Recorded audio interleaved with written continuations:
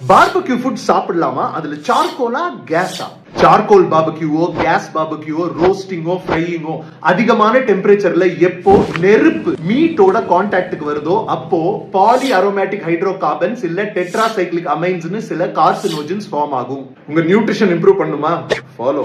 Charcoal பார்பக்யூல டெம்பரேச்சரை control பண்ண முடியாது. அதை தவிர டிசைன் படி அந்த மீட்ல இருக்க கொழுப்பெல்லாம் எப்பப்போ கீழே சார்கோல்ல விழுதோ நெருப்பு வரும். அந்த நெருப்பு எப்போ மீட்ல படுதோ டெம்பரேச்சர் சட்டுன்னு இன்க்ரீஸ் ஆகி இந்த கார்சினோஜன்ஸோட ப்ரொடக்ஷன் அதிகமாகுது.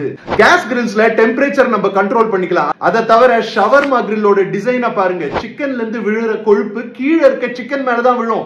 நெருப்புல விழுந்து நெருப்போட டெம்பரேச்சர் இன்க்ரீஸ் ஆகாது. அதனால கார்சினோஜன் ப்ரொடக்ஷன் இதுல கொஞ்சம் கம்மி. நீங்க சார்கோல்ல பண்ண பார்பக்யூ கம்ப்ளீட்டா அவாய்ட் பண்ணணும்னு கிடையாது. மாசத்துல ஒரு வாட்டி இல்ல 2 வாட்டி நீங்க என்ஜாய் பண்ணிக்கலாம். கேஸ்ல பண்ற பார்பக்யூ உங்க சாய்ஸ் தான். இன்ட்ரெஸ்டிங்கா இருந்தா லைக் போட்டுட்டு பார்பக்யூ ஃபேன்ஸ்க்கு எல்லாம் ஷேர் பண்ணிருங்க.